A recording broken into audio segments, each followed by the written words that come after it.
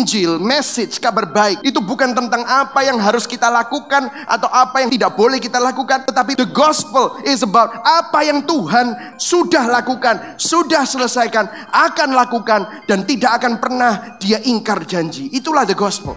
Injil bukan tentang kita, tetapi Injil itu tentang Tuhan. Kalau sudah perhatikan, saya akan breakdown a little bit. Kita akan lihat sama-sama. Ada 7 message aku akan. Saudara lihat, ini semua kata-kata kerjanya adalah kata kerja pasif. Waktu Tuhan akan, artinya saudara diselamatkan. Diselamatkan bukan saudara yang menyelamatkan diri saudara sendiri, tetapi saudara diselamatkan oleh siapa? Tuhan. Aku akan melepaskan kamu dari perbudakan. Saudara dimerdekakan. Aku akan menebus kamu. Ditebus. Kata kerjanya, bukan kamu yang menebus dirimu, tetapi saudara ditebus. Aku akan mengangkat kamu menjadi umatku. Artinya saudara diadopsi. Saudara mestinya bukan bagian dari keluarga Allah, tetapi saudara diadopsi. Aku akan menjadi Allahmu. Artinya saudara dianugerahi. Aku akan membawa kamu. Ada penyertaan, ada tuntunan. Saudara disertai, tidak pernah ditinggalkan. Aku akan memberikannya menjadi milikmu. Saudara sudah ditetapkan. Kalau saudara menghadapi masalah-masalah ini, saudara ada di dalam cerita yang besar. Saat ini mungkin saudara belum melihat, tetapi saudara ada di dalam redemption of God. Jangan putus asa, jangan kehilangan pengharapan, jangan marah sama Tuhan, karena Dia tahu apa yang terbaik yang sedang terjadi dalam hidupmu. Yang kita butuhkan bukan iman yang besar, tetapi iman yang benar.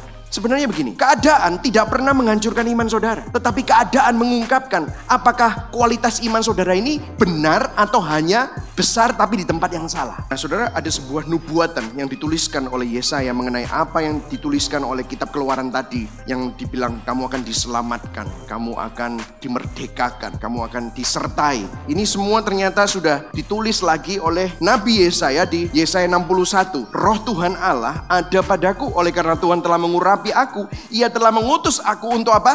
Menyampaikan kabar baik kepada orang-orang apa? Sengsara, merawat orang-orang yang apa saudara?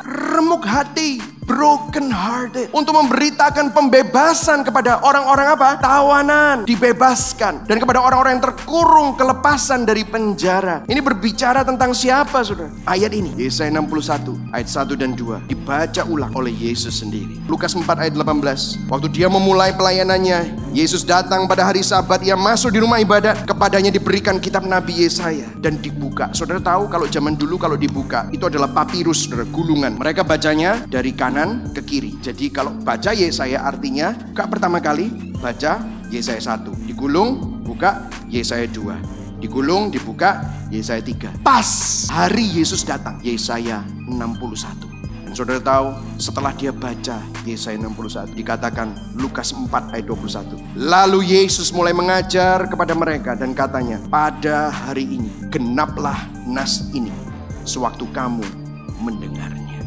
Kalau tadi ada 7 perkataan, I will, melalui karya Kristus, aku akan diganti, sudah selesai. Dulu janjinya terhadap Musa dikatakan apa? Aku akan membebaskan.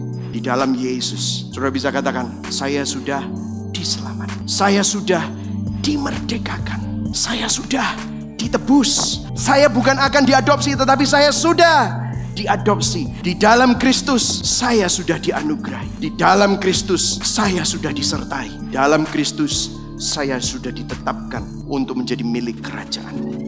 Saudara, waktu kita bilang janji Allah, kita selalu berpikir hal-hal yang materi. No.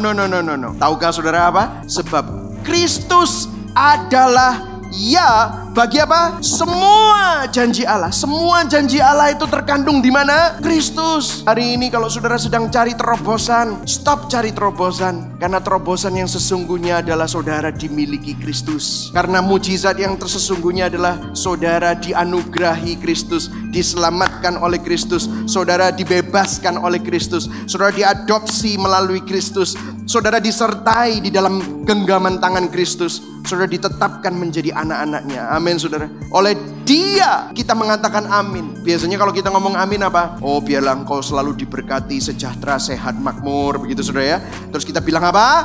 Amin. Tetapi amin yang sesungguhnya itu apa? Waktu kita melihat Kristus, waktu kita melihat pengharapan kita di dalam Kristus, kita katakan amin Tuhan.